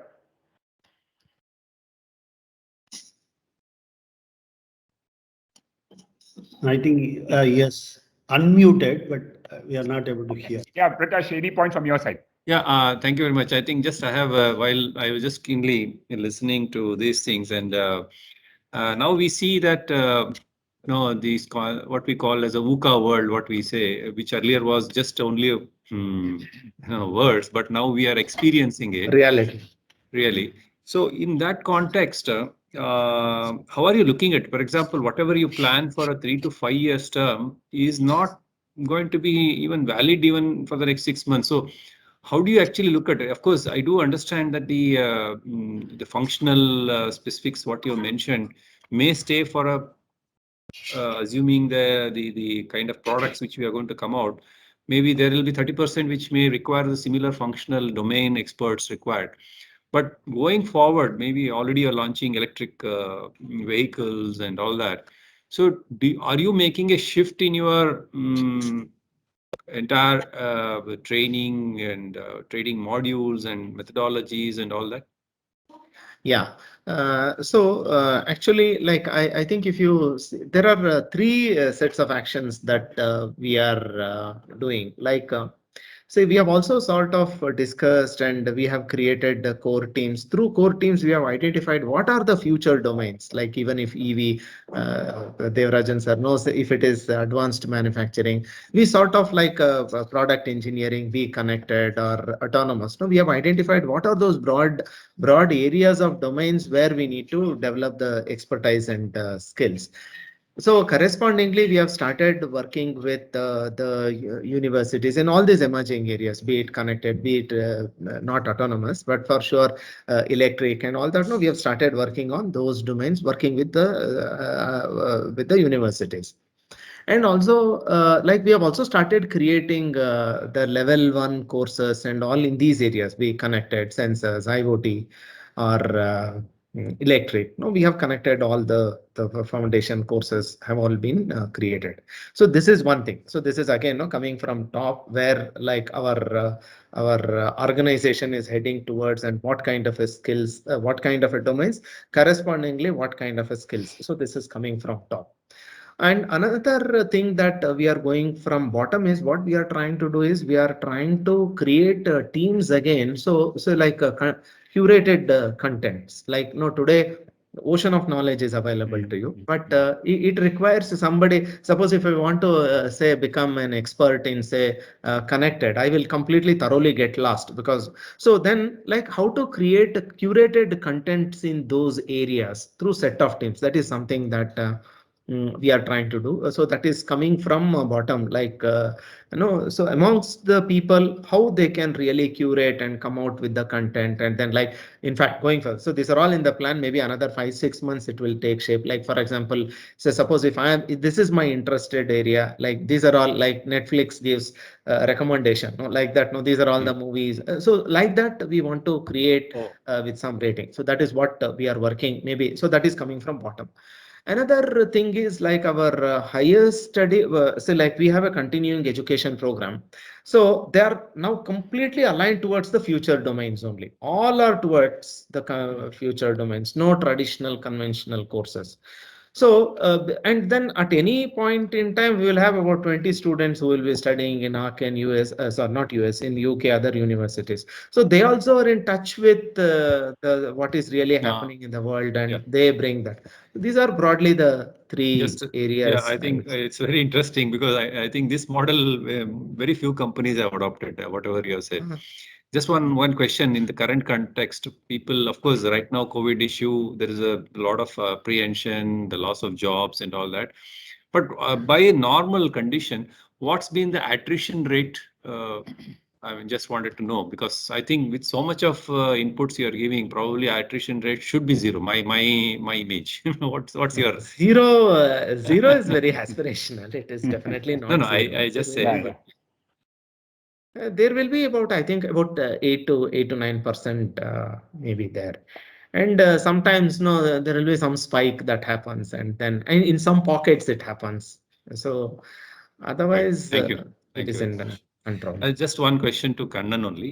This is on the QCC. I think your QCC journey is so motivating that you never jumped to many things at once. You know, you just took one step at a time, and now, and it's so well this thing.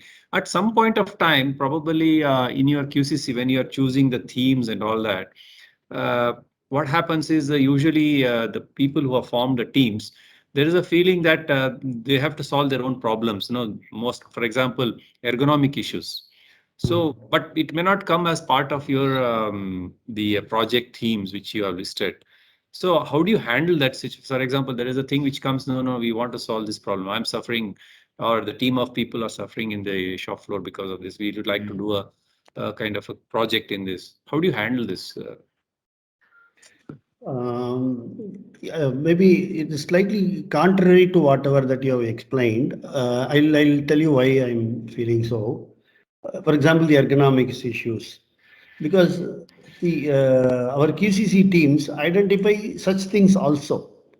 Because we have a project bank which is purely voluntary, so these teams are identifying and they will pick up points because we don't see only the PQCDM alone. So we also look at safety ergonomics kind of projects also we encourage. In fact, we have a separate vertical on the project bank where safety related issues are listed.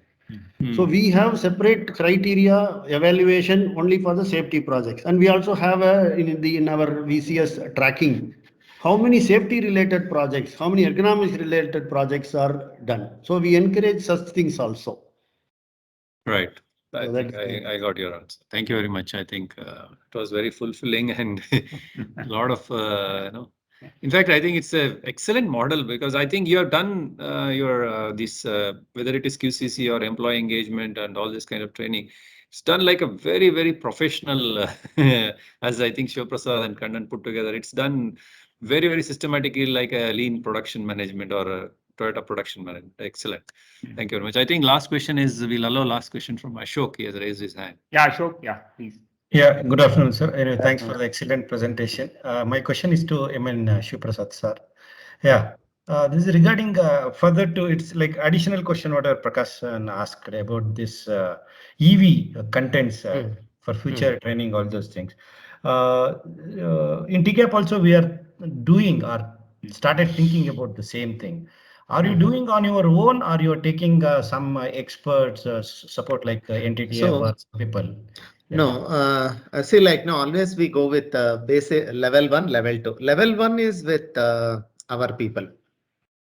Okay, so they have done the courses and all that they have done with our people. But level 2, now we are taking help of WMG. WMG is Warwick Manufacturing Group.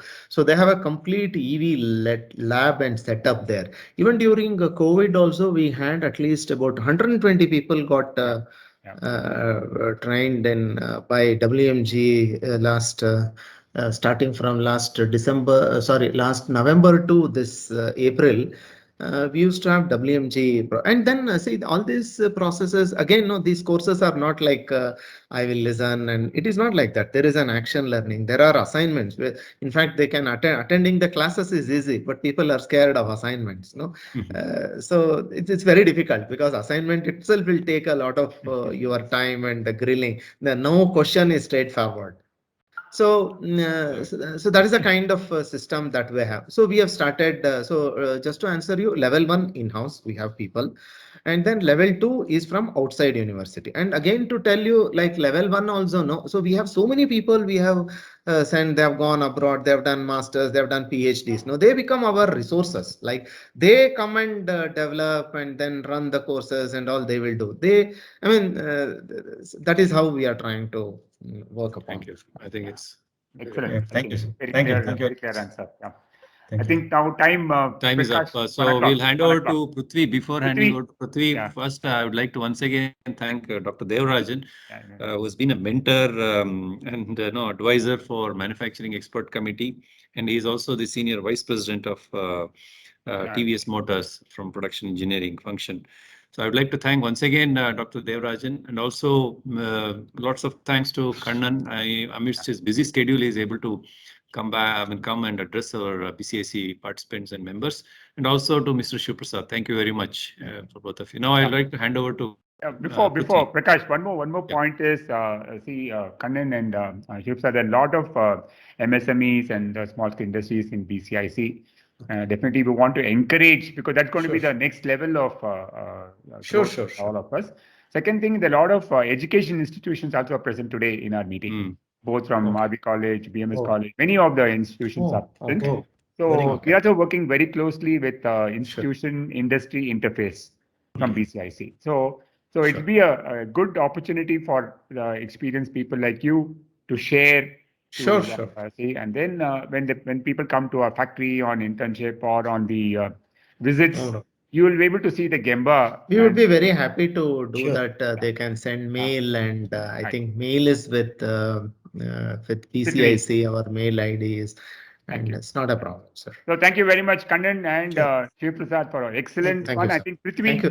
Thanks Yes, for the sir. opportunity, sir. Thanks for the opportunity. Yeah, sure. I think Prithvi, we'll your finally turn, Yes, sir. Prithvi. Yes, sir. Prithvi, your turn.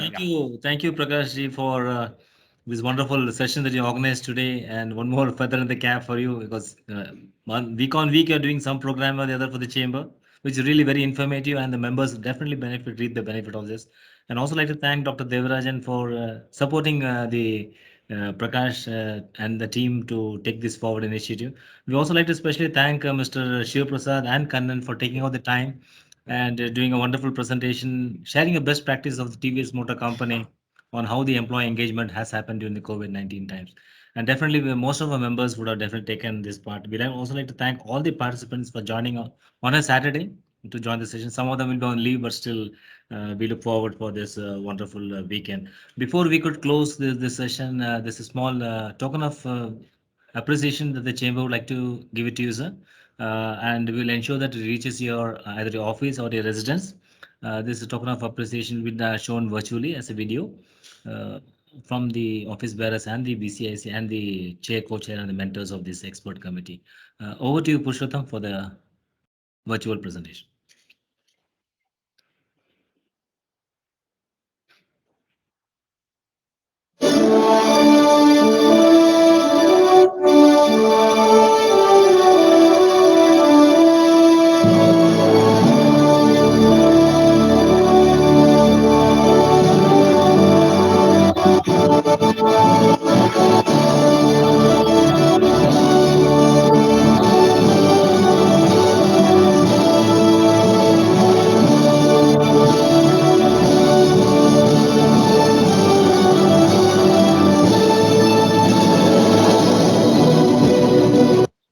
Thank you very much. Thank you very much. Thank you. Thank you all. Thank you all. Thank you.